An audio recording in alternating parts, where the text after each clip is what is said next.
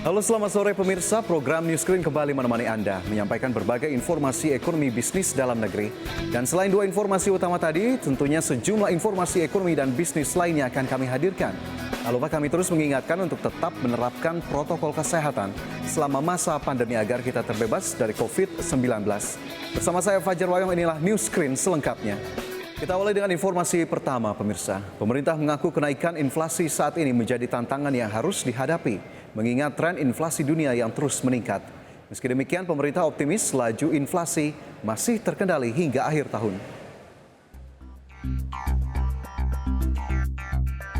Pemerintah meminta kepala daerah untuk melakukan pengawasan dan mitigasi terhadap tingginya laju inflasi di sejumlah daerah, khususnya inflasi yang disebabkan oleh kenaikan harga pangan.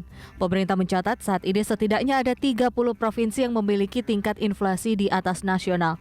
Menurut Menko Bidang Perekonomian Erlangga Hartarto, kenaikan inflasi saat ini menjadi tantangan mengingat tren inflasi dunia yang terus meningkat. Saat ini pemerintah fokus untuk menurunkan inflasi dan harga komoditas bergejolak atau volatile food dari besaran saat ini di 11%, serta menjaga tekanan inflasi dari komoditas energi yang terdampak tekanan rantai pasok di pasar global. Langkah pemerintah melalui APBN termasuk mempertahankan harga energi, yaitu sebagai APBN sebagai shock absorber, sehingga dari kenaikan harga BBM, harga keekonomiannya tidak diteruskan ke masyarakat. Bahkan menggunakan subsidi yang angkanya sebesar di atas 500 triliun. Pemerintah memastikan akan menjaga inflasi di level yang terkendali hingga akhir tahun meski ketidakpastian ekonomi global masih membayangi.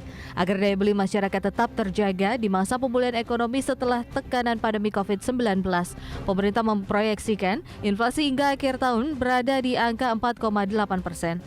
Jakarta, Tim Liputan IDX Channel.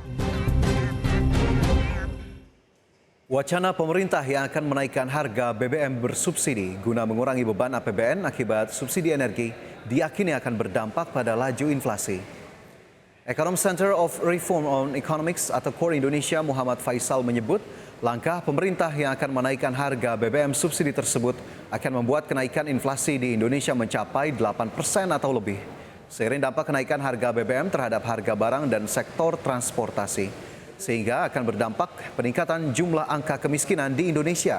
Padahal saat ini pemerintah sedang gencar menekan angka kemiskinan di tanah air. Nah, sehingga tekanan kenaikan harga inflasi pangan itu akan lebih tinggi lagi daripada yang sudah sangat tinggi sekarang. Dan ini tentu saja ya, kalau harga bahan pangan sudah demikian tinggi, yang paling terkena dampaknya adalah kalangan bawah. Ya, karena kalangan bawah ini punya proporsi pengeluaran terhadap pangan yang lebih besar terhadap total pengeluaran per individu atau per kapita atau per keluarga ya. Nah, dibandingkan dengan kalangan menengah dan kalangan atas apalagi. Nah, sehingga ketika harga pangan meningkat, nah ini yang paling terasa sekali pengurangan disposable income-nya, pengurangan dari daya belinya, pelemahan daya belinya adalah di kalangan bawah. Artinya satu,